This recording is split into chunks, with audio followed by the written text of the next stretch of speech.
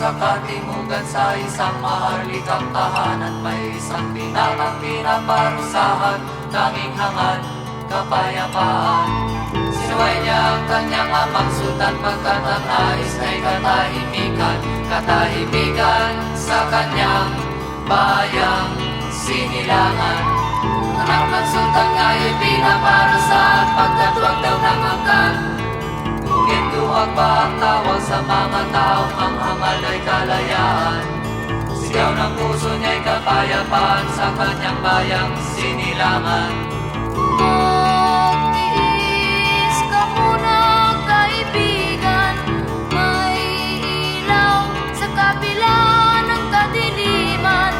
Dagat man daw na kay lalim may hangganan, umasa ka't maririnig ang sigaw mong kapayapaan.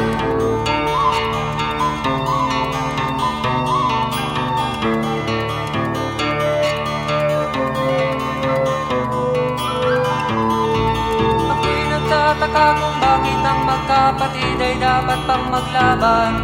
Ako'y nagtataka kung bakit may taong kapwa-tao'y pinapahirapan. Kailan pa matatapos ang paghihirap ng aking kalooban?